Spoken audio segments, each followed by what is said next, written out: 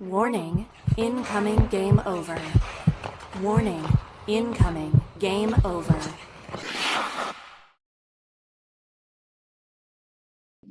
I almost started speaking before the mic was unmuted, but hello everybody. The Habs lost? Question mark. Are they allowed to do that? My bad, guys. Are they allowed to do that? I didn't know. I can't believe this is a team that would lose. Mark, how were we feeling about them losing?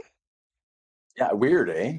Yeah. Us people who watch all the Habs all the time, we're just inundated with victories. Hey, listen, for me, and we have a lot to get to, but this was a great loss, right? Back-to-back games Yes. with travel. You just went toe-to-toe with some of the best teams in the NHL, and you still like this was them shitting the bed to a certain extent, but relative to the recent stretch, right? At the start of the year, this would have been 9-0 Dallas. So I thought At the this was start a of the year, pretty this would have darn been a good loss. win.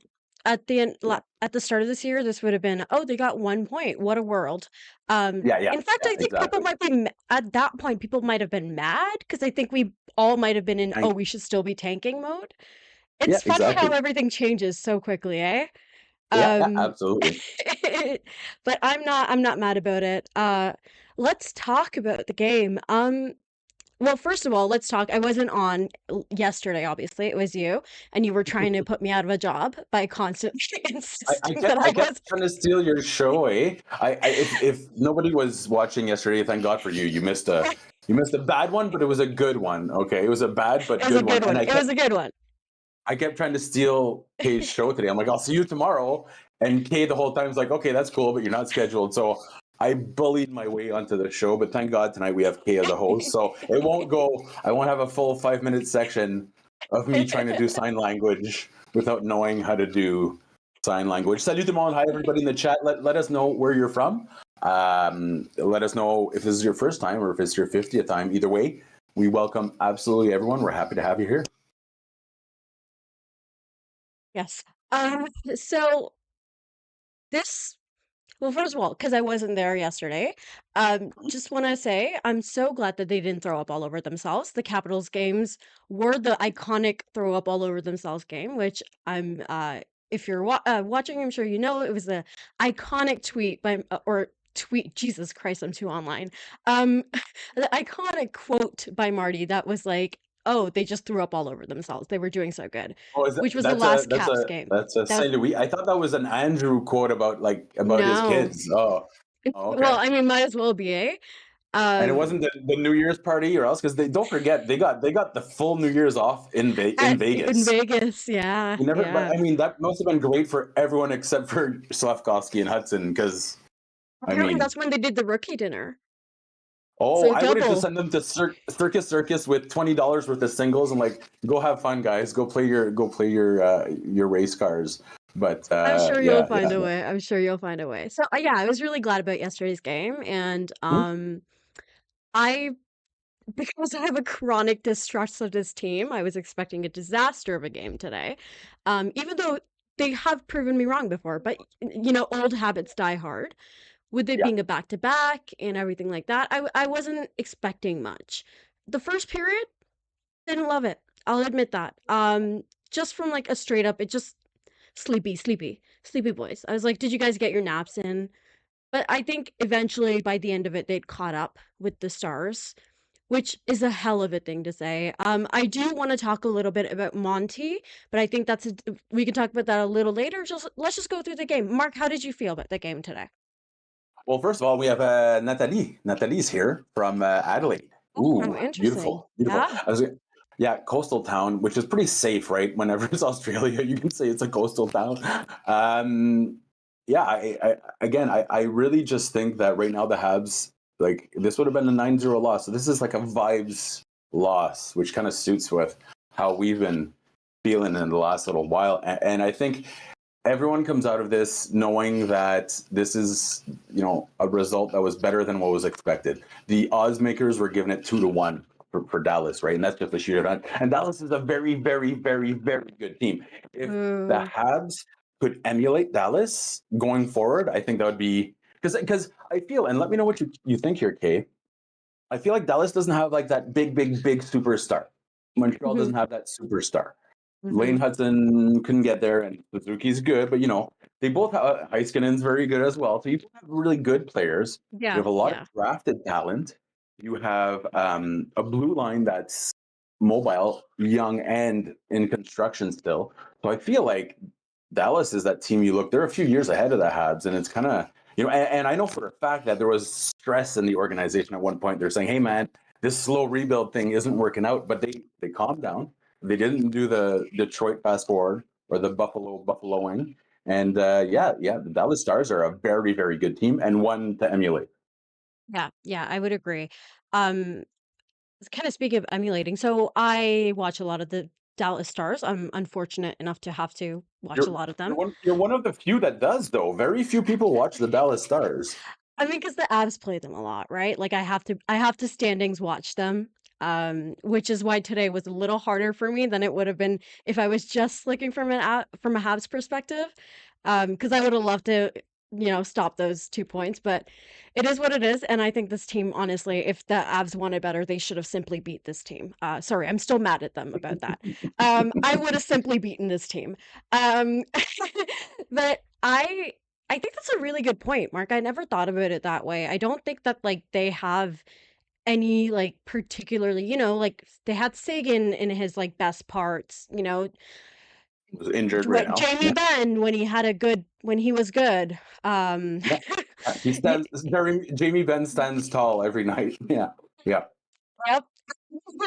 And I think that's a really good call. I think another thing is that like Dallas is a very physical team, which how about the start of that game and the Anderson hit, eh? Like, oh my God. That was like an iconic Canadian A there. That was like the Wiktionary of Canadiana. Okay, listen. Other than Arbor Jackeye, I feel like the Habs aren't intimidating from an individual standpoint, Hmm. right? Like there's no guy you look at and you're like, you know, Hayden Gooley, he might have the mane of a beautiful Savannah lion, but it's not like a guy you look at and you're like, "Holy shit, here he comes!" Like, "Oh Lord, he coming." You're only gonna say that for Arbor Jackeye, Yeah. but the Habs are kind of adopting a wolf pack mentality, and that's Hmm. where the sum of the parts kind of build up into something big, and the attrition starts to take hold there. So yeah, I thought they matched quite well in terms of physicality, and Arbor Jackeye followed it up shortly thereafter. Patrick Laine, going out of his way Oh, to like oh my God. that was your classic Jeez. unnecessary, but damn, that's fun to watch type of hit. You know what I mean? Like he didn't have to Unnecessary, come. but not so unnecessary that was dirty. You know what I mean? Like it was Like it definitely was a a moment of violent. like Yeah, it was a yeah, it moment was. where he could have chosen another option and he just didn't. But it was like it was just perfectly violent. Let's put it that way, right? So, Yeah, and it yeah. was good to see from Line too, because I don't want to get too negative, but I feel like there was so much bullshit going on in social media about like, oh my god, he has the flu. That must be a lie. Where were all these people have never had the flu for a week, and they're like, who are you? Have you It's never been? bad. Yeah. That's insane to me. But anyway, so there was also some risk here because after the Columbus thing, there was some physicality there. So you want to make sure that he's still 100%. And I think tonight was a big game in that respect to show that he's back up to it. But yeah, so that wolf pack mentality leads to more successful hunts. Not to make it sound like too caveman, but when you I work as mean, a it's a full team. contact sport. It's a team sport. It is caveman like. I mean, Oh yeah, Mark, absolutely. you and I Oh, are both I the kind of like people where we can't. Yeah, I don't claim to be above kind of going, oh, fights, I do. No, oh, I do full fights, like but also, ooga yeah. booga. Yeah, oh, I Also, love like it. I just love about all the of it. Line thing with him, maybe the physical aspect of the physicality. There That we wasn't a go. word.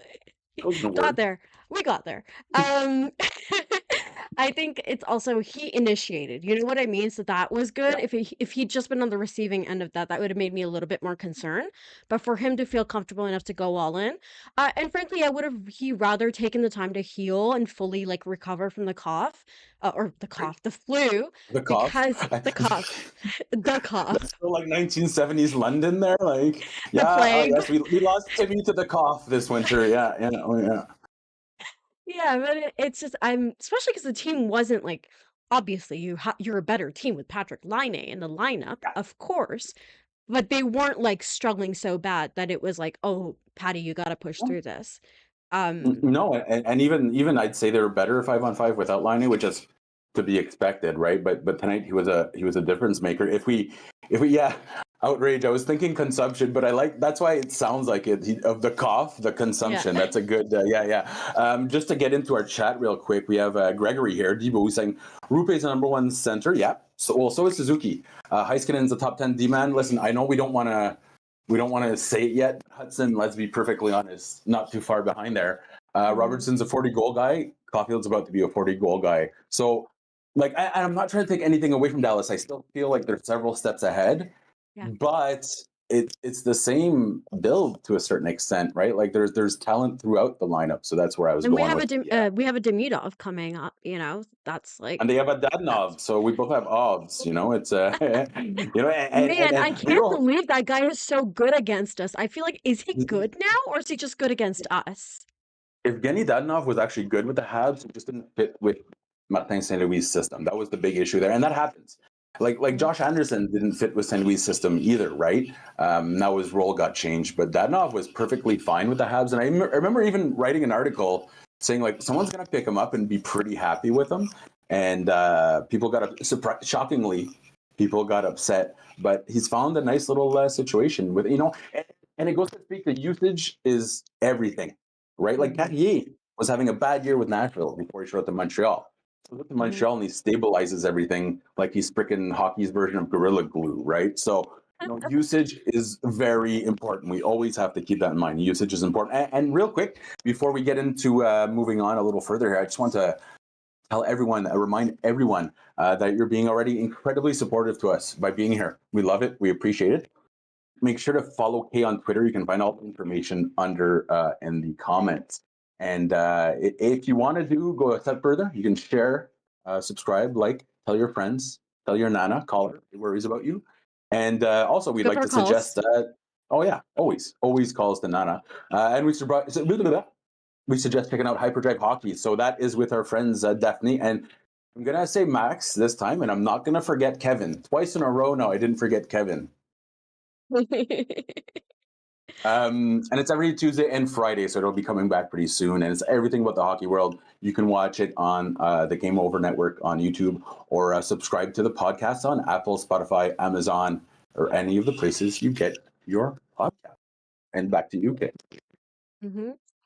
Just really quickly, Truzac kind of says fights are stupid. Period. They are awesome. They're amazing stupid. Exactly. They're stupid and they're awesome, like Terzak says, honestly. Yeah. Ian, our friend Ian Beauvert, says the Stars' leading scorer is Matt Duchene, and I don't understand how that can happen in 2025. Me too, buddy. Because it's spread out. Okay, real quick, they have, I think, something like no, it's not 20, but they have like over 10 guys that have 20 points right now. That's what I know that was the case last year. Yeah, I don't know. Yeah. And it helped us that Gaines injured as well there, right? So yeah.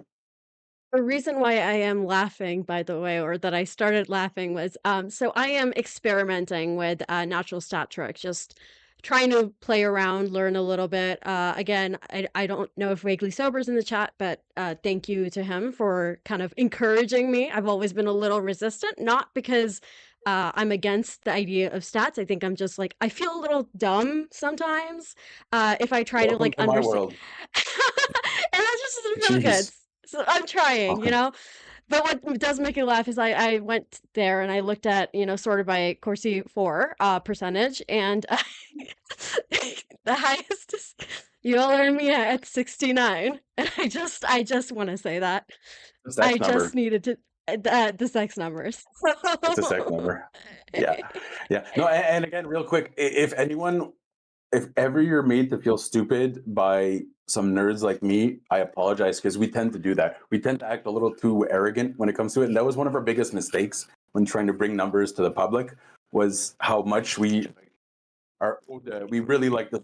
But anyways, so if ever there's any kind of question or anything like that, shoot me up a message on Twitter and I will answer it. It's not complicated. It's not advanced. The term that Kay just used there, Corsi, shots. It's just shots. That's all it is. So we can break it down, make it simple. You already understand all these stats. They're just slightly different. That's all it is. It's just a slight deviation. Yeah. Yeah. plus minus doesn't need to be the end all, guys. There's more to Right? it, shockingly. Hey, but did you see? Speaking of, did you see Lane Hudson? I don't think it's true though. Hockey Night in Canada did a graph like he's plus 18 in his last 20 games. That sounds So fake. right, and I blindly put it up because I haven't looked at plus minus in many a moon. Right, like I don't have time for that. Jeff Halpern Every roster in like the this, they could say something. right, and then in the before times, Jeff Halpern going way back there, he was telling the NHL to change that stat in the 90s. Okay, anyhow, Really? oh yeah, absolutely. But it was saying he was plus 16 in the last 20 or so games. Listen, whether or not it's true, I'll never know because I'm never going to check. So I'm just going to decide it's true. But even with the archaic stats from the before four time, Hudson's numbers are improving. So it's fun. Mm-hmm. Mm-hmm. Which is nice, which is really nice to see because, I don't know, he's just really cool to watch, I guess, he was great Well, tonight. and the amount of criticism, let's be honest, it was a really good sign when Leafs fans and Seds fans started dreaming of Hudson. Like, Yeah. you know, they would every single time Habs fans are like, hey, brand new player, look at this cool play. Wasn't necessarily a goal.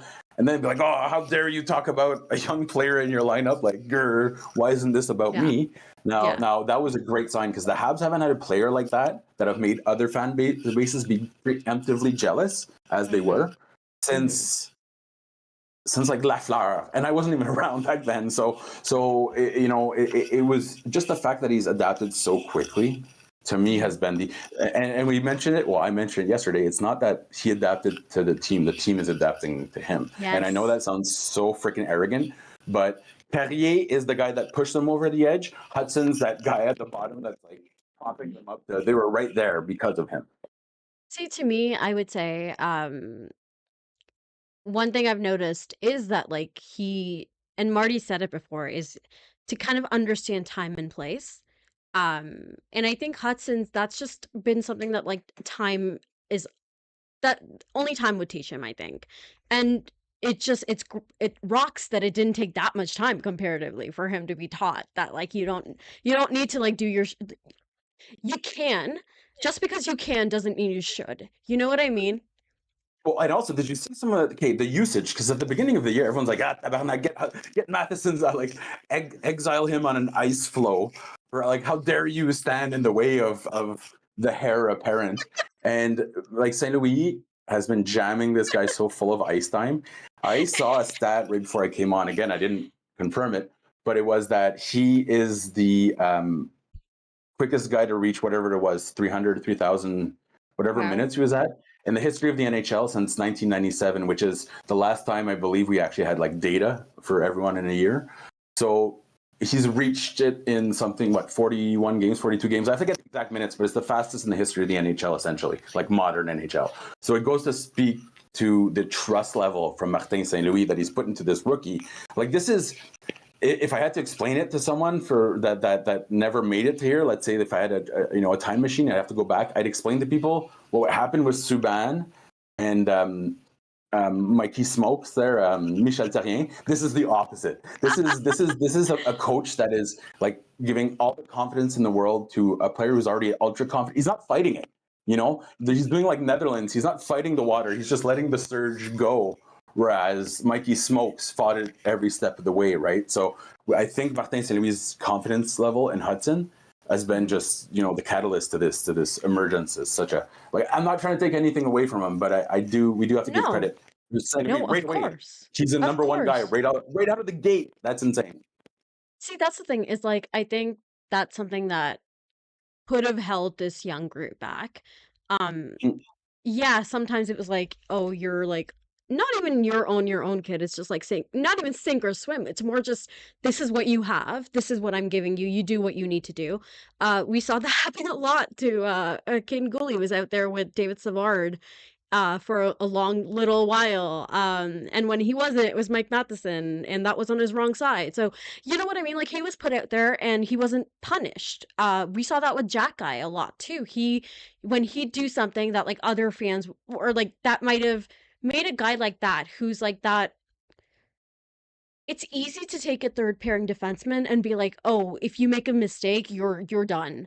Because Yeah. I can get Yeah. my big guys to take space. But I think like you get a third pairing defenseman to be a good third pairing defenseman if he plays. And I think that's kind of that's what Marty's been able to cultivate in our young defense group, and I love that. Mhm. Also Carrier, of course, has been such a good move. As you said Good looking yesterday, dude. and Have you looked at him like outside of hockey? yes, I He's have. unreasonably good looking. Like it's He just has like these sparkling eyes. well, like that's just like I don't like him because of that, and it's just unreasonable for other men in the just in general in life. So if there's one drawback to Carrier, is that like he's too damn handsome. What a dick. Why is he so handsome? What a jerk.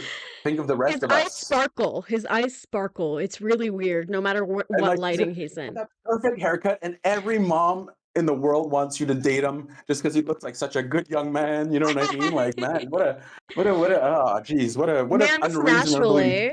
Something in the like, water with the OC as well. Oh, jeez, jeez. Gregory says in the chat, Arbor got away with murder on that one shift. It was cross-check worn in the corner. Yeah, I noticed that. I'm not sure if you saw that shift. The camera was literally right there, and you saw Mm. him give like the guy about like 15 in a row, and I was like, Arbor, they're gonna call something eventually. They didn't, Yeah, but the Weber special. the Weber special, correct. Yeah, you get coupons. It's a 10 for 1. I believe, and this is 100% assumption. Yeah. Two things, real quick. I might have to jump on the leave Jaden Struble alone train because it's the exact like I know he's making some glaring mistakes, but overall his numbers are actually quite good. But Mhm. we'll talk about that another day. That's not the battle. I think Arbor Jacki, the number one thing that he actually learned by going down to the AHL, the lines about he needed to get better defensively was it was there's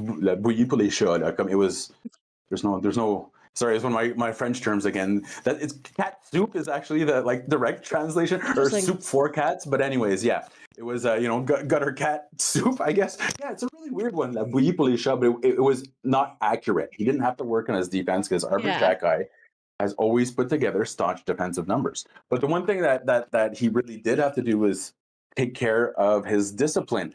And I didn't feel like he was particularly undisciplined, but he made his bed. You know what I mean? Like Yeah.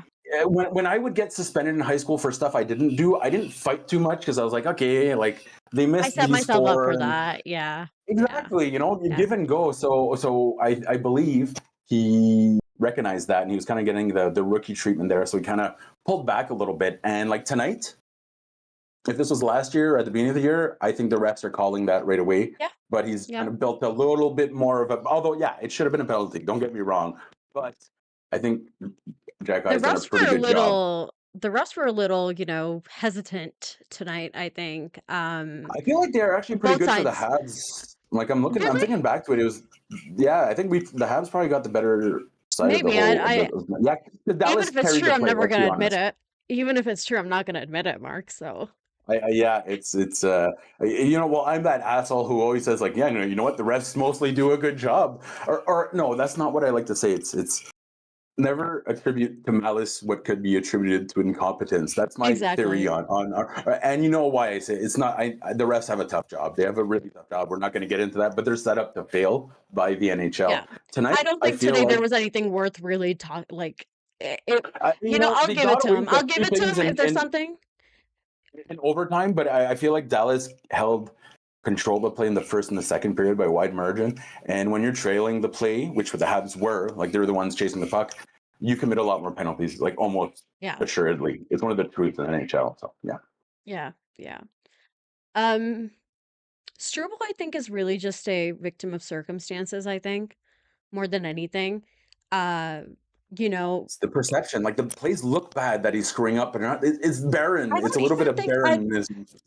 yes, but I also don't necessarily think I think it's literally just the fact that like nobody on the defense on the left side is injured, and David Savard is back. He's healthy, and it's I think Marty just is like he was really fast and loose about that handedness with the defenseman for a long time, and I think he's starting to like be a little bit more. Maybe this matters. It's fast and loose with the handiness. Yeah. Which is exactly what she said. But also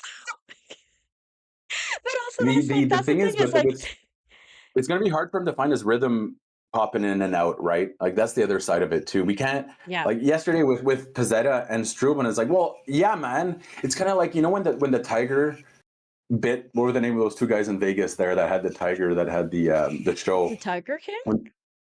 No, no, no. I'm talking like way before that. They had these two Okay. dudes that had a show with the tiger who eventually mauled the shit out of them like years Yeah. into it. And it was like, yeah, man, the tiger went tiger. That's totally normal, right? Yeah. Like you're like, oh, it went crazy. No, it went tiger. And the same thing is those players went press box last night because Yeah. you know they're not used to. They haven't They're had used any to press rhythm this year. box. Yeah. Hmm? Yeah. They're Yeah, used to press exactly. box, so they went press box. Yeah, so Um, that it's just hard to find your rhythm when you're, and it's hard to prepare too and anticipate and like for example, I know Dobesh has been great, but it's easier when you know you're going to get every third game. You know what I mean? Yeah. As opposed to like Primo had to buy a monthly calendar, be like, oh, none this month. Like fuck me, I Yeah. get it. You know, so yeah. yeah. So every time when you can prepare, it's always a little bit easier. Yeah. Yeah. I would say so. Like I said, I think with Struble, it's just ever since he was on the rotation with Siegfried Baron and Roy. and with Sorry, Baron sorry. gone. Yes, exactly. Our chat Mhm. is very helpful. Thank you. Siegfried and Um, Roy. Our chat is the best. Yeah, they're my they're memory. I don't great. have a memory. They're my Google. Honestly, sometimes I'm like, I could Google that, but I think our chat. I think I'd get Yesterday, distracted if I Googled that. So frankly, I spent a full 5 minutes saying Pat, and it was Pat Hickey, obviously, but they came through there. Yeah, absolutely. And we're going to oh yeah, it's actually a little bit of more of a delay. As Trinka is saying, there's more of a delay tonight than usual. Usually it's like 30 seconds to a minute. It's a little bit more tonight, but hey, that's fine. We're having a good time after the Montreal Canadiens. They lost 2-1 to the Dallas Stars, but it was a pretty good game in the sense that it was a bad game, but they still came out of it with a point, right? And that's been the big change here for the Montreal Canadiens. So it's an enjoyable stretch to say the least. And as I think we're gonna jump into the second segment, and then Kay's gonna take us off from there. But in the meantime, I want to invite all of you guys to check out our. We have a new partner here at Game Over, and we're super excited. And we really appreciate the support. Now, this is Inchu Bijou. So I'm going to add the URL in the chat in just one moment. But essentially, what it is, it's a jewelry store that has like glam, witchy, goth type things. Okay, and it's handcrafted. So they have some silver and gold pieces and some nice, glamorous, bespoke pieces as well. They're more than just a community, though. They're kind of more than a company. They are a community. So they are staunch supporters of advocacy, and they have a welcoming attitude for everyone. That's what made them an institution in Montreal. They are located at the historic Chateau Saint-Ambroise. Bijou also runs, they have a seasonal theme market, okay? And last night I massacred this name, but it is the Maleficarium Market. I probably still massacred it, but it was better than yesterday. That's where essentially, if you've never been there, it's kind of like a flea market for artisans. Maybe not flea market, just a regular market for artisans. Everyone gets together, they showcase what they have, and they sell their wares. I was checking out their website. Everything sells out very fast. It's nice, local, handmade stuff. So it is absolutely great. They are at 4000 Rue Saint-Ambroise, Suite 278. That's 4000 Rue Saint-Ambroise, Suite 278. And check out Astrid when you go there. Say hi to Astrid and the rest of the Wicked team, or head to bijou.com to enhance your style. That next market, by the way, if anyone's in Montreal, it'll be on the February 8th and 9th. And I'm going to go ahead and add a direct link to the website in our chat. Take it away, Kay. Yes. Sorry, just had to give my opinion on Patrick Laine and who he reminds me of. So, uh, well, for those who are listening and not watching, I did say he looks a little like Mr. Tumnus, from The Lion, the Witch, and the Wardrobe. And I mean that lovingly. Like I say that so lovingly.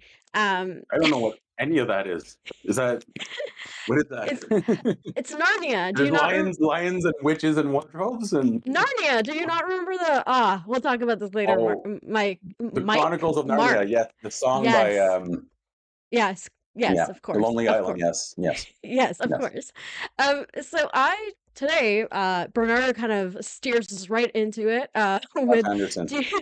no, not that today. Or not that yet. I don't know where our chat will take us in OT. But Bernardo says, "Do you guys attribute Monty's performance tonight to ability or politics?" Uh, so, kind of going I off love that, that, eh? that was a You banger know of a what? I'm gonna tweet. say That something was a real quick banger of because a that was tweet. such that was such a beat.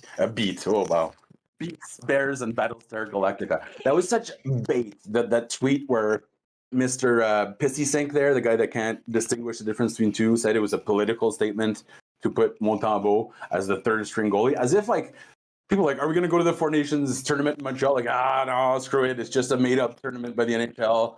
Like, we could watch Semin Montembeault not start or back up. Like, oh, fuck yeah, I'm in. Like, let's get the whole family. Let's get everyone involved. Appelle ta tante Pauline. Get all the political people here. And it was such a bait tweet. Yeah. At a time where Canadians don't need that bullshit, and everyone laughed it off. That's what was beautiful about it. That was wonderful. Usually, That was the great part. Usually we'll take the bait, but that was just like, all right, Mr. Pissy Sink, like political it is. That's fine. If you can't see how Montembeault has earned this and why it's a great story, then you're in the wrong industry. That's my message to Mr. Pissy Sink in Alberta. That was man, what lore, eh? But Monty really did. That was the one thing I went into this game with. In order to focus my very scattered brain, I like to try to have like some things I'd like to watch just going in. If I watch them or not, who knows? But I at least like to herd myself a little bit, like I'm a herding dog, you know? But for me, it's I was really watching Monty. I wanted to see how he would recover because his last performance wasn't a disaster. I wouldn't like but by his standards, at that point, it was less than we expect from him.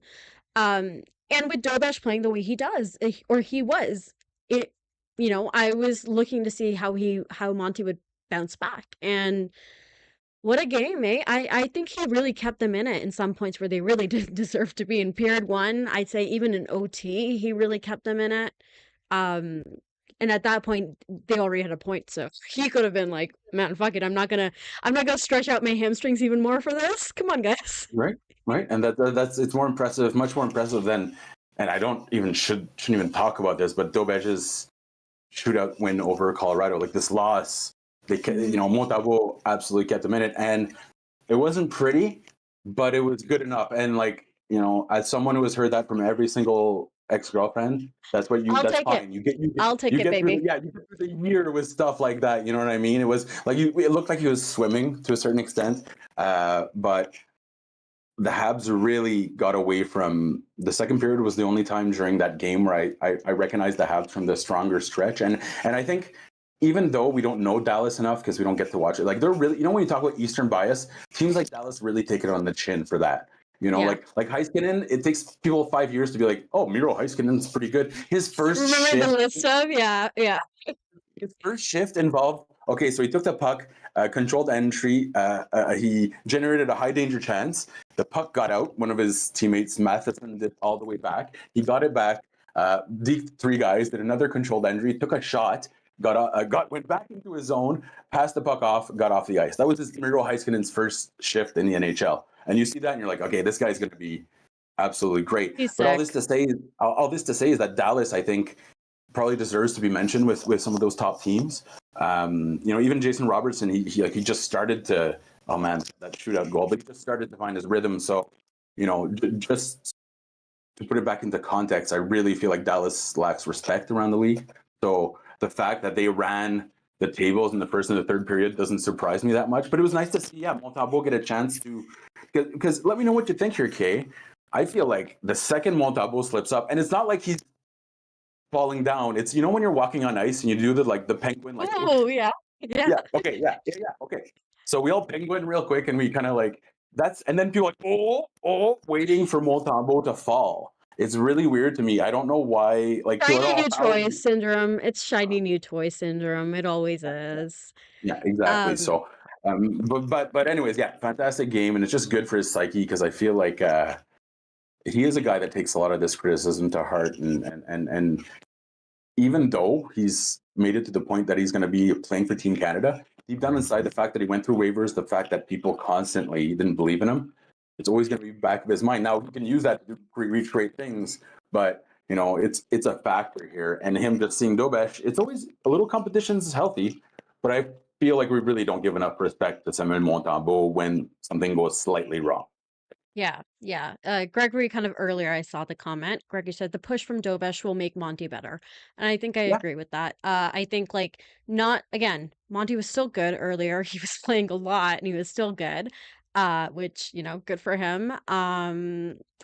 Unfortunately, Montreal's had to have a lot of goalies who can do something like that. Um, I will not name names.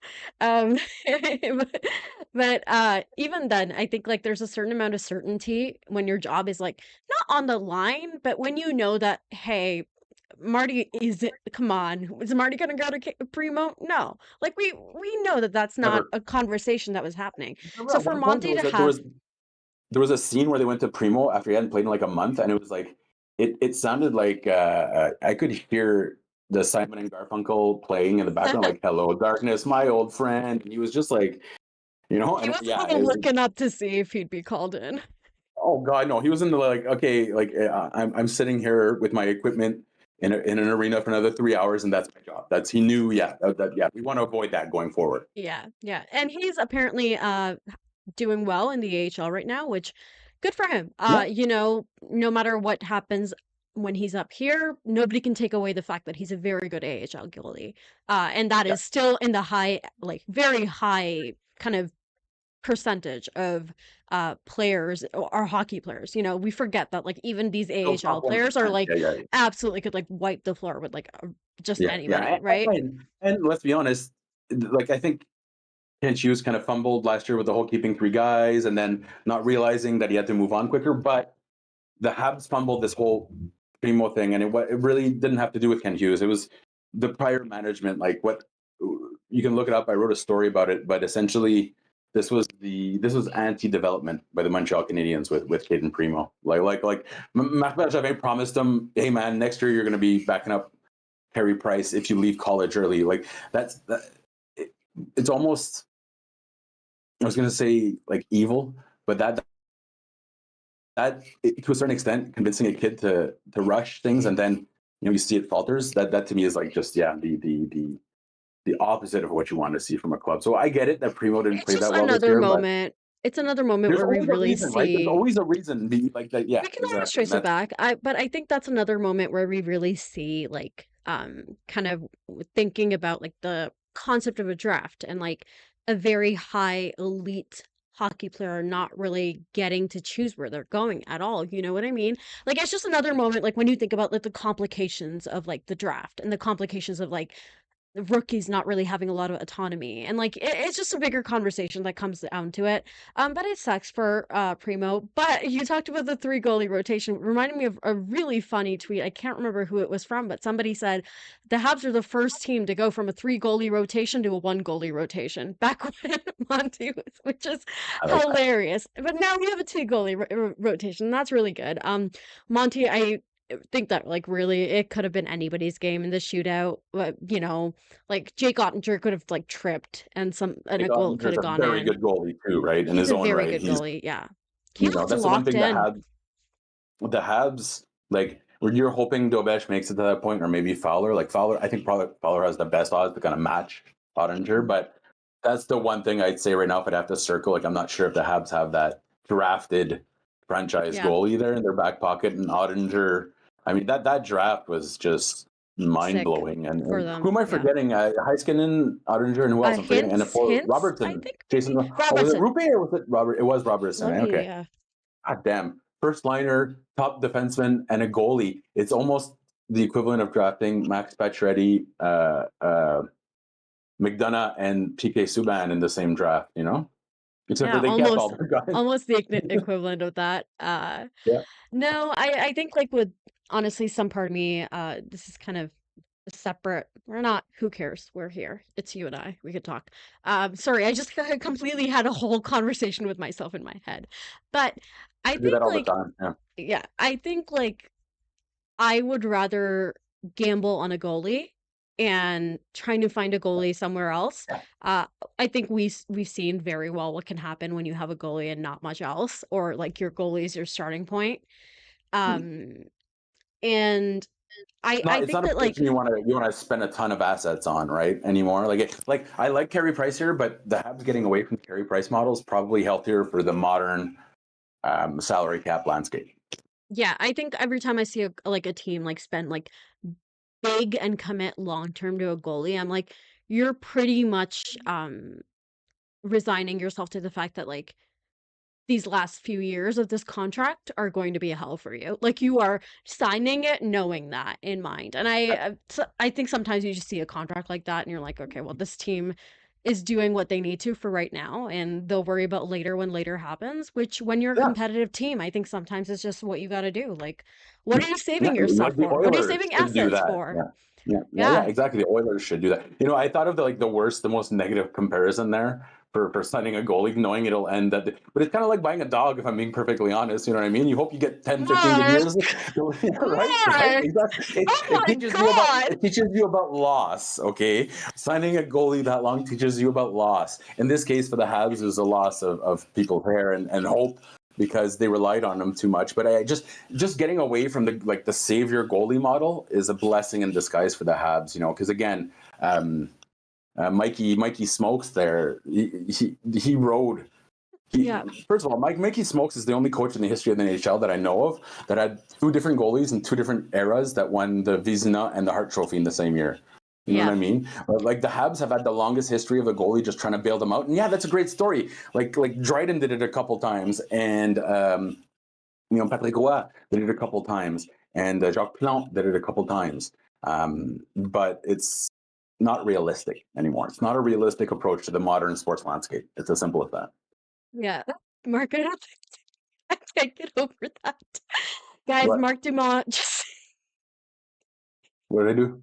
I'm never gonna forget you talking about the fact that when you get a dog, you're preparing for the dog to die. Well, I mean, no, it's because I've been talking about it. Anyways, that's what it is, right? It's built-in It was loss. just really funny. Every time you buy a puppy, you are ensuring death and loss. Mark, we gotta cut our losses. Hey man, just being real with you. It's true, isn't Yeah. it? It's true. Every I time will. you look into that cute puppy's eyes, Nope. you're setting yourself up for loss. But it's actually a pretty good introductory for kids. Hey man, that's life. They come and go, and you want to get the good parts out of it, and that's where general managers want to get the good parts of the contract to bring it all back, perfectly, neatly tied in a bow. Getting goalies for a long time is like dogs because they always die. Go ahead. Anyways, moving on. I don't know. I was about to say something about Arturi Lehkonen, and I Now can't you're remember what thinking now. of dogs that are those. You know what? Speaking of which, and this has nothing to do with hockey, but if I won the lottery tomorrow, the first thing I do is get a huge, like, some amazing Irish style rolling hills and bring all the old dogs. Nothing sinister. That just for them to chill. I know you thought I was going something. Just for them to chill, because old dogs are actually the best. Like during the holidays, I was hanging out with Magic. He's about 13 now. Like the coyotes still stay away, but like we slowly walk through the forest, and it's amazing. Like if you honestly, old Sick dogs, dog great name companions. too. Sick dog Yeah. name. Yeah, absolutely. Magic, yeah, pretty good, and he's bilingual. But anyways, I'm just saying, if ever you're thinking of getting a dog, getting an elderly dog, honestly, it's not the worst thing in the world, because they're pretty kick ass, and they're slow like me. So go check out all those shelters there. After you get that first part of that image out of there, and go hang out with some old dogs, because old dogs are cool. And again, yeah, I get an island, just dogs, let them slowly go over to those rolling hills. That would be like my dream job. Just hooking up elderly dogs. Yeah. Well, while we're talking about this, just as a side note, I follow this charity called My Grandfather's Cat, where they help terminally ill people and seniors rehome their pets. So that's just while we're talking about this, I feel like it just reminded me of that. So I feel like that was I just thought of another death thing with animals and old people. Although it's funny, but on Reddit they're saying there's this cat that, like, 80 times in a row predicted the next person to die because it would go like chill under at the old age home. And I was like, get the cat out of the old age home. How terrified must these people be of cats? Like at all points, you don't want to see that cat. And they're like, yeah, no, hear just the jingle of a collar, and they're like, oh no. I guess our media's gonna die tonight. Like, oh, isn't that amazing? Oh, good job, Muffin. Like, get the cat out of the retirement home. That is not cool, man. That's a terrible. Get Terrible. the cat out of the retirement home. Yeah. Amazing. Which is- In the chat says Habs win a bunch. Vibes good. Habs lose once. Mark, we're all going to die one day. It's inevitability. What can I say? Inevitability. You know. Yes. Oh, and also, okay. Yes. it's probably time for an ad read. Did you want me to jump onto one of those? Yes, absolutely. Go right You ahead. can sandwich it between our dead bets conversation. Either way. So nowadays, obviously, social media, they're very, very important for everyone. It's actually, you know, the first impression, whether you're trying to get a job with the NHL or anywhere else, they're going to go check out your social media. And also, I'm a little too old for this because I'm not cool. Those of you that are cool, there's always opportunities to set up, you know, photo booths and picture sessions. So our friends at Le Saint Motel, which is in the same building as enrich, they are inviting you to check out Le Saint Motel in the Southwest. So it's a selfie studio essentially, and it's in Château Saint-Ambroise, and it's right beside enrich. And there's 12 different unique decors that you can check out. There's Expo 7067, iconic heart-shaped ball pits, etc., etc. So they'll come to you as well. So if ever they want to do something on location, you can check out our good friends over at lesaintmotel.com for more details. And there's always stuff being added, always stuff being updated, and it's your number one stop shop for social media pictures. Again, I can't wait until I'm in Montreal again, and I'm going to check out all these things. I want to go Expo 67. Yeah, absolutely. Yeah, that'd be really cool. Oh, imagine retro reverse jerseys, or like the reverse retros in a photo booth for that. Jeez, I was going to say something. Yes, I was going to say thank you everybody in the chat. As always, we have a lovely chat going. Happy to see all of our regulars. And I know quite a few people are who watch lurking, and we really appreciate you as well. We love pets. We love animals. We love all animals, okay?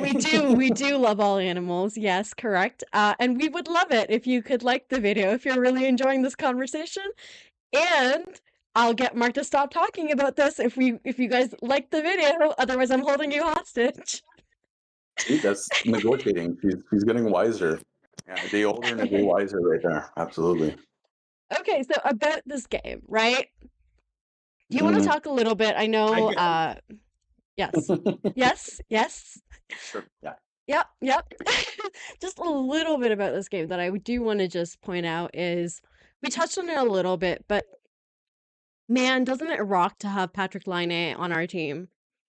Doesn't that rock?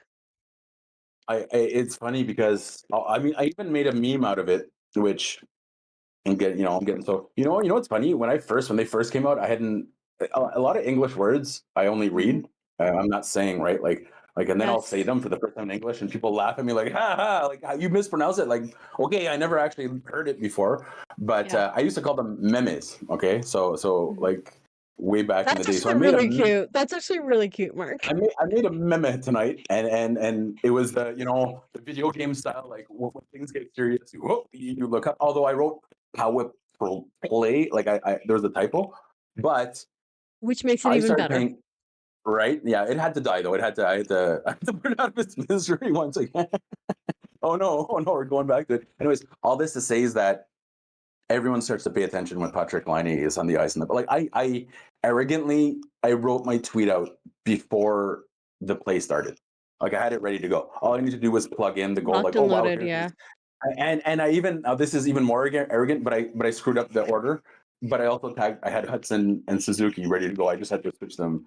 So it was just beyond predictable. And I think also Dallas knew it was coming. Everyone knew it was coming. But that's the thing about destiny, anticipation and foresight, not as valuable in those situations. And you just see that those mechanics are built in. That's the 10,000 shots as when you're in junior, or Mhm. peewee or midget or anything before that. So yeah, it's great to see him make that impact, even though I think at 5-on-5 there's leagues of work to be done. So there's room for improvement as well.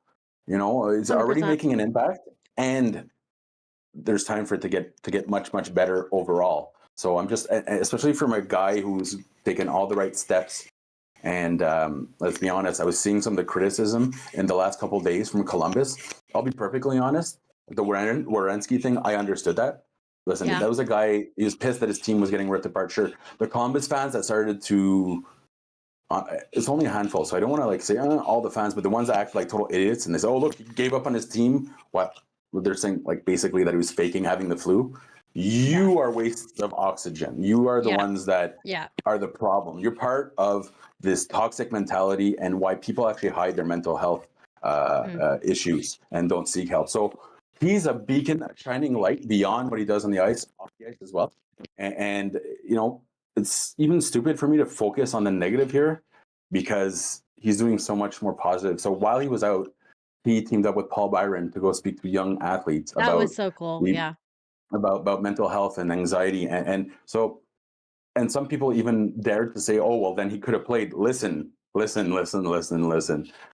Doing a podcast without sleep or sick, which I've been doing the last couple of weeks, is very easy. Talking is very easy. Playing professional hockey, where it's the only sport where after 40 seconds you're dying, you are absolutely gassed. That's a whole different ballgame. So I just feel like if we actually want to stop pretending that mental health is important and just make it important, we need to get away from those, oh, what's happening with him now? It's none of our damn business. And social media makes us addicted to knowing the answer right away. Yeah. But privacy in this case is even more important. So all this to say, yes, it's great to see Patrick Laine having fun in the lineup. Yeah, no, honestly, with the Line kind of conversation, it's also like we have some guys on this team. I'm looking at you, Brendan Gallagher, who have perhaps played through things that they shouldn't have. And They're you slugging know, shit there. and like honestly, like this is not a criticism of it. That's just the guy he is. Like it is just the way he's built. guys are dumb. Like this is like 2 years Also, it ago I was broke my worse back when hand. it's worse. It was worse in the culture back when, like, and to see like Line kind of just take his time is good. Also, like if he's sick or like if he's not feeling well, he's gonna be a little slow. If he's slow, he's getting caught with hits more. If he gets caught with a hit the wrong time, he's out for a longer time, right? Like there's a reason And you for get this. your whole team sick as well. Like there's a reason doctors and not like like a 420 weed bot Columbus Blue Jackets at twitter.com is the one administering the tests, right? Like there's a reason medical professionals make these calls. Yeah, yeah. Just gonna let everybody know that if you have any questions, be sure to just drop them in the chat. We are Yeah. winding up closer and closer to that time. But there's one thing that I really wanted to talk about that I can't remember what I wanted to talk about. Okay, what are you seeing out of Yuri Slafkovsky? Like recently in general, when I in person when he's not talking Other than his hockey. great like bone structure, other than that, like You know what I realized that what that was? At one point I put just a 2-second clip out like last year, and I went back and it was like y'all don't know.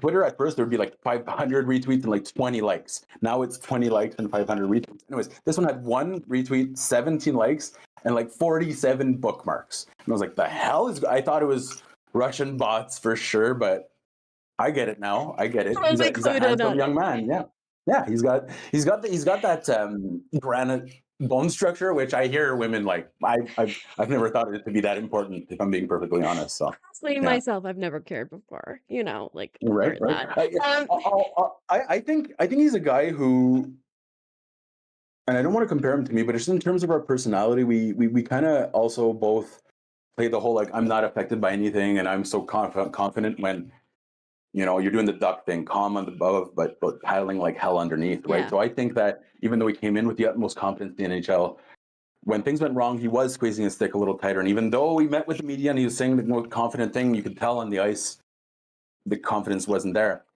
At the same time, I think that we've actually been, and I went on a bit of a rant on this yesterday, but we've been way too critical of Slafkovsky. His scoring is way up. We're criticizing him for things that we can't, that aren't tangible. Laziness. We can't.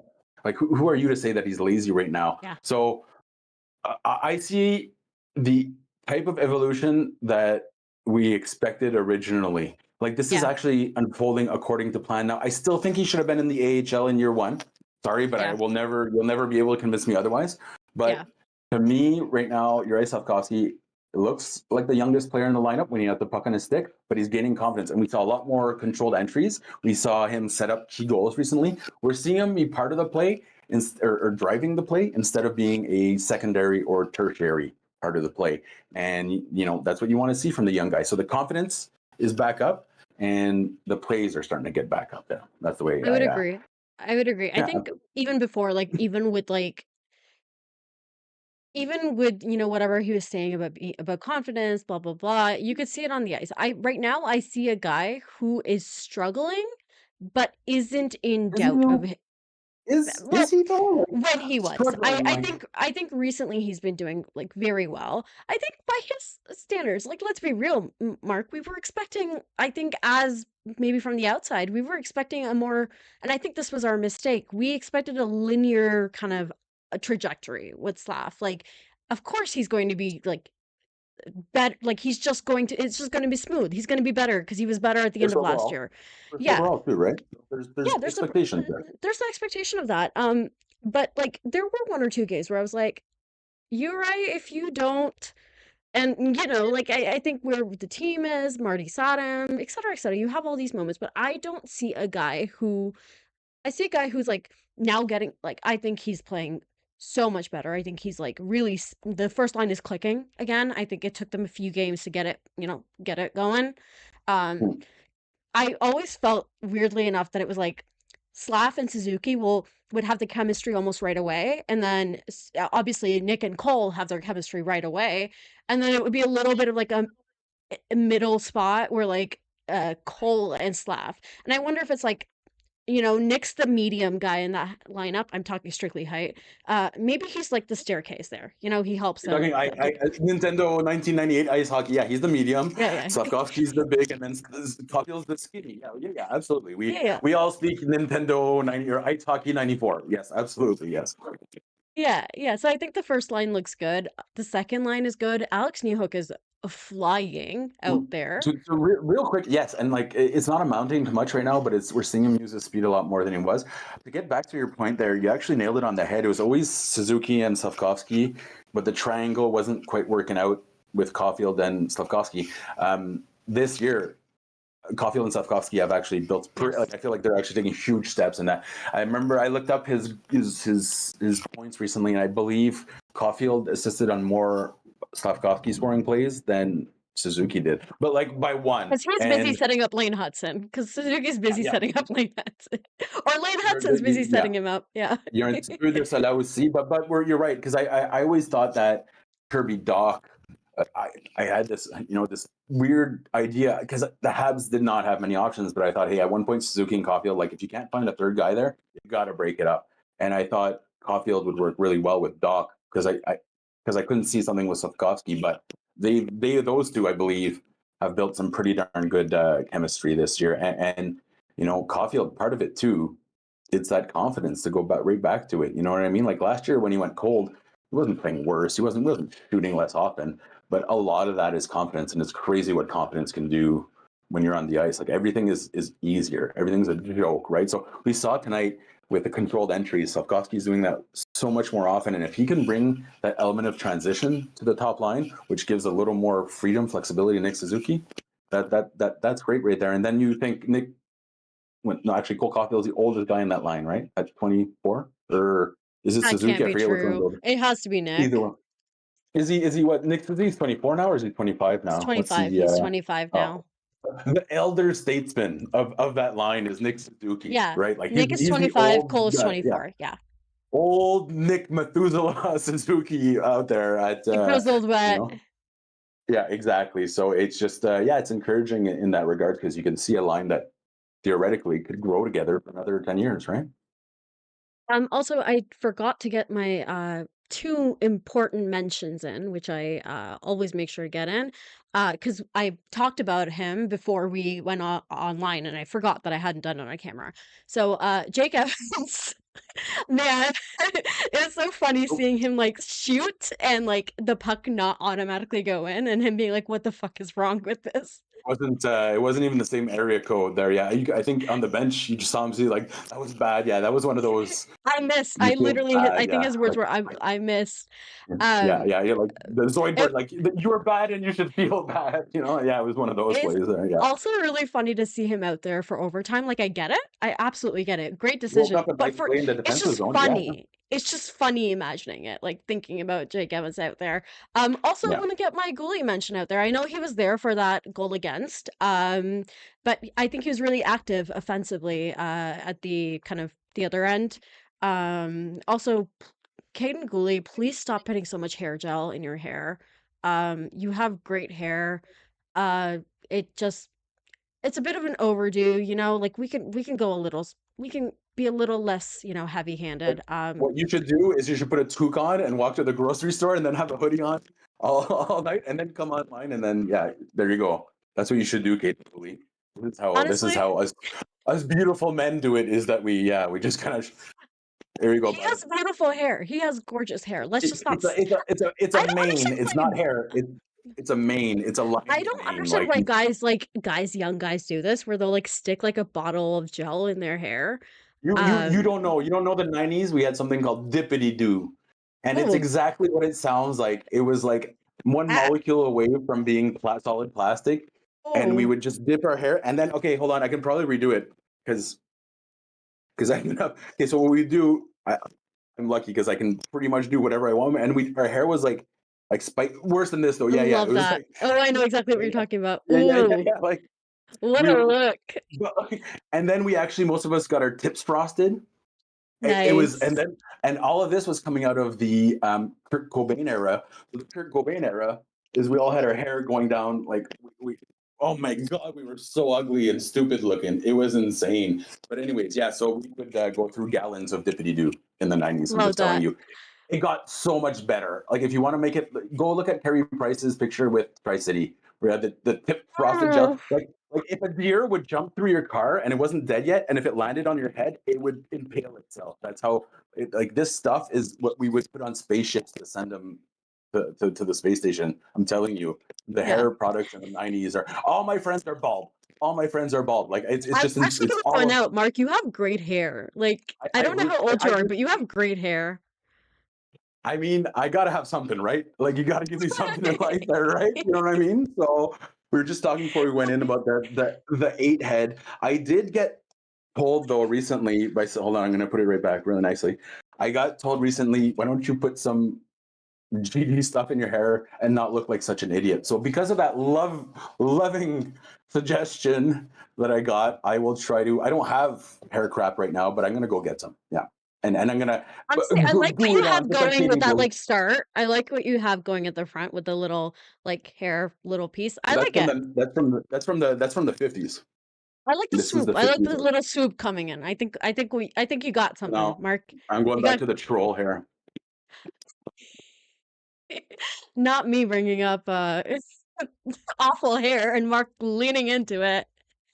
This Meanwhile, is I'm just literally complimenting his hair. Meanwhile, I'm out here complimenting how good and like the thick head of perfect hair he for has. the audio podcast, right? Too, but this is, hey man, all you got to do is have two grandfathers that died at about 98 with a full head of hair, and then walk all day with a toucan, and that's what you get. This is you too could achieve this. All right, I'll stop now. Gorgeous, gorgeous. Yeah, sorry to derail. I just need to get my Ghoulie Nation mention in. And I do have some slight feedback. I follow his partner on Instagram, so I will be creepily DMing her, except it won't be about her, as a woman. I'm sure she gets those. It won't be about her. It'll be like, "Hey, girly, can you like maybe take the gel away?" I don't know. We'll work with it. I'll work with it. It I'll probably try looks to make it fine. happen. I thought he looked absolutely fine. No, I'm in the really walk-in bad at pictures. these things, In the though. Like I walk-in said, pictures. as you can tell, I'm not a great judge of what a handsome man looks Just like, the but walk-in pictures. Just the walk-in pictures is just yeah, that was I don't just know. He an like he looks aside. like he was like a captain of the swim club and just a gorgeous mane of hair. He Like, has yeah, great hair. He has great he hair. really Yeah. does. And he's not even that like Josh Anderson's like what maybe in the top 3 right now. That's the quality of hair in Montreal, man. Man, good hair. Good Damn hair. good hair. Yeah, damn Yeah. good hair. Yeah. Nick's not that thick, like Asian, like thick.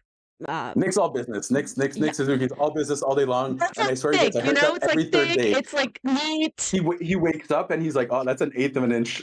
Or like that's He's measuring boom. it like with a ruler. Nick's all business. Nick is all business. What can I say? Yeah, absolutely. Yeah, and I mean, Slap but with his Pizzetta, middle let's be part. honest, Pizzetta is still the best Yeah. hair on the Yeah. team, and I don't care what anyone says. That's what we call a salad.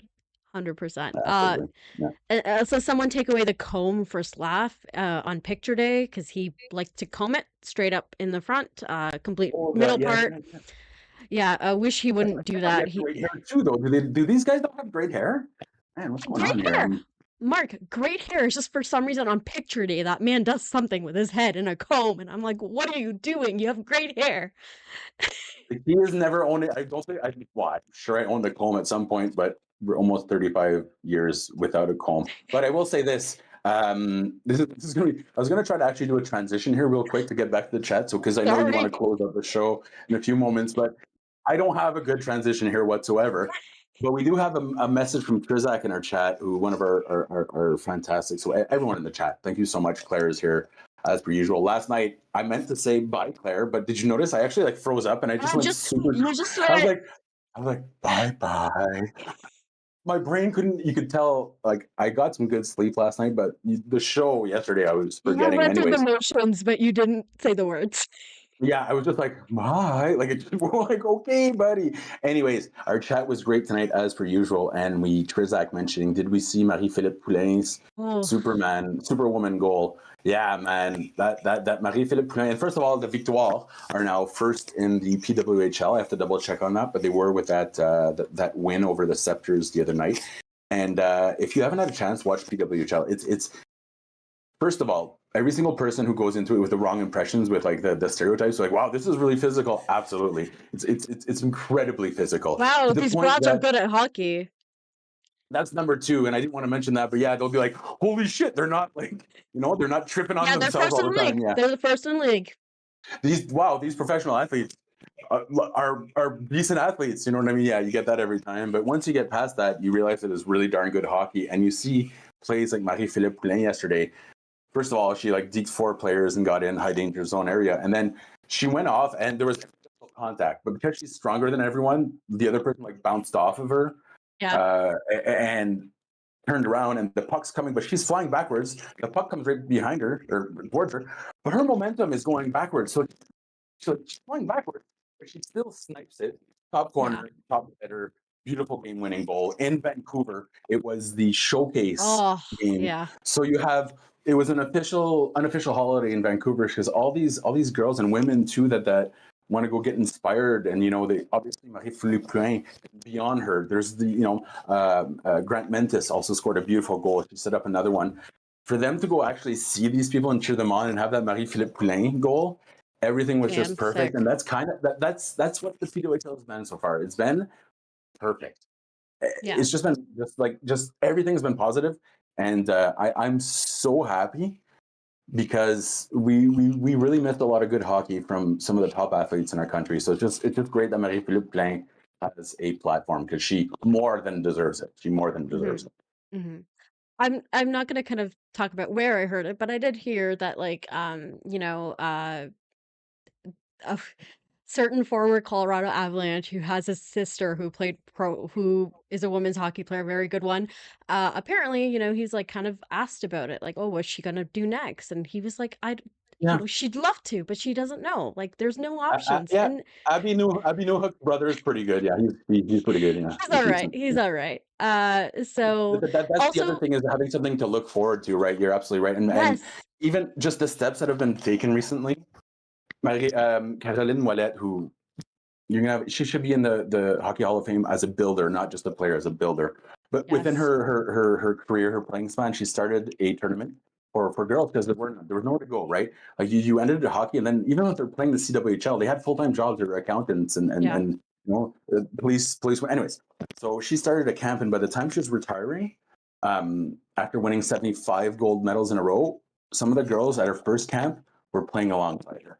You know what I mean? So it's just we're seeing the evolution of the entire sport, and it's beautiful, and they work 10 times harder than how most people need to work to get this kind of exposure. So yeah, I'll check just out the really PWHL. quickly, if anybody in our audience is from Denver, they are doing a takeover game, I believe tomorrow. That's on the And then 12th. what is Seattle, Vancouver, and then It's Quebec, where else? with the Victoire are also doing that. I think the Victoire have done Seattle, Vancouver already are done, then Denver and Quebec City. So tomorrow is the Denver game. So if anybody in our audience is from there, I check out the tickets, see if there's anything available. Apparently the It's a fun game. PWHL is scouting out to see if Denver is interested in women's hockey. So show up if you want to support women's hockey. And by that I mean as if they're interested in having a team. So yeah, it's just hockey point editing. That's the beautiful part about this. It's just we've reached the point where we can take that moniker out now and just be like, man, come support this amazing. I get it, but I think there's also something really like important about it being women's hockey, and I totally understand where you're coming from. Like I totally get it, but like the fact that it's such a little no, I know. That's why I want to be really careful about being like I'm totally not like saying anything bad about what you said. I just mean that like there's something so beautiful about that. Like it's happened so like I know it hasn't happened quickly because people have fought for it, but like there's something so beautiful about it coming together. So yeah, if you haven't, check out the tickets and watch tomorrow. The PWHL does accessibility really, really well. They make it really easy to see their games, which is shocker, really good for growing the game. On YouTube. Crystal clear on YouTube. Yeah, that's the everything they do it right. They honestly do it right. Yeah. Mark, what I'm checking the schedule so I don't steal your show. That's why I'm doing right now. I'm checking the schedule to make sure am I going to steal one from you? I think you're next. I think you're next for the next one or two. The Utah TBDs on Tuesday. The TBDs, that's a really fun one.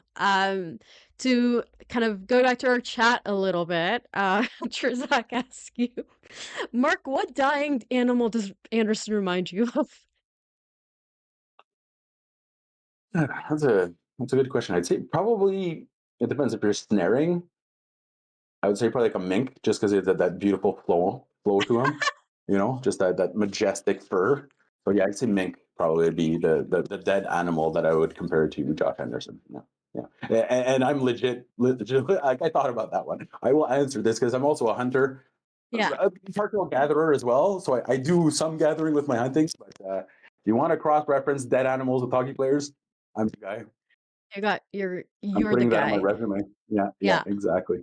I'm trying to get a stream together, guys, where somebody I know who is really interested in dogs, knows a lot about dogs. I was like, hey, we do this thing. We used to do this thing in the chat when I was in the chat where we'd assign dogs to players. So let's, if you'd love, I'm trying to get her on. So let's get that. Have you ever watched one of those dog shows? Which ones? There's a lot. Yeah, okay, but the one on Madison Square Garden is Westminster's, and that's the only reason I'd go back. Like I've been there for basketball, hockey, well, I guess just those two. But I would only really go back now for the Westminster Dog Show. I will sit there and watch and I actually don't like purebreds, but man, I will sit there and be like, that is one majestic bitch right there, and just spend hours enjoying the beauty of these dogs. Like if you're gonna get a dog, don't get a purebred, but they are impressive at the Westminster Dog Show. Yeah, I think I've been like consuming a lot of like farm dog content for like protector dogs, like that kind of stuff. Love those guys. Yeah. Love those guys. One thing, I'm not sure if you saw anything. I saw a question earlier, so I'm not sure if you know the answer to this, but did we have any more details on what the Savard injury was at any point, or was he just kind of the vague idea of being lower body and being out? It was upper. Upper, okay. Oh, Oh, I yes. mean, Gregory. That was who- Gregory who asked that. Who has said any more yeah, details no, is which is a hard. great, yeah, it's yeah. I think it's more David Saval. Okay, I kind of bring it back into those dogs at the farm. You always have a few that run up faster than the other ones, and you keep the other dog around. And if he doesn't want to run that day, that's fine. Maybe tomorrow's going to be a better day. No, I don't want to 100% necessarily say he's a rundown farm dog, but it's in that same idea. There's no point in running him into the ground, right? So he gets to take he's worked hard enough and Take long the enough time you that he need. gets to. Exactly. Yeah, Yeah. exactly. That's it. Yeah. But I don't think it was anything serious. And I think the Habs will probably take it. Sorry, I know I don't want to make this run any longer because I know we're about to wrap up here, but I really don't think the Habs are going to take any risks heading into the trade deadline because they're probably going to move him. And also, it'll give him an opportunity to go play with a good team. So if he needs a I'll day play off, David 1-1. Yeah. Zaval is going to get it. Yeah, Yeah. exactly. He'll get it. He'll get it for When sure. he's not 1-1 already, right? Like he has one cup, right? Yeah, with Tampa. Yeah, Yes. they Yes. paid 2 first rounders for him. I'm pretty sure. Yeah. Hell yeah, buddy. Hell yeah. Who's Ian asks, yeah? Who's yes. the funniest option for the first goal? Let me soak in that question a little bit now. I'm thinking about Oh it my too. God. Yep. Uh, Um, hmm. For some reason, to me, it's Christian Dvorak. I'm just gonna pick all of them and just have multiple options here for a polygamous option for who's gonna score the first goal. You got him. You got the ass. You got him. Okay, with that wonderful end We to gotta go. this We gotta go. stream, we're gonna head out. Yeah. And thank you so much for joining us again. The Habs will be back eventually. Mark will be back Bye, with them. Claire. Bye, Claire. Yes. Goodbye, everybody. Thank you so much. We're signing off. Follow us both on our socials, I guess, if you want to. I'm not telling you what to do. Yeah, not me. All Her. right, bye. Mwah.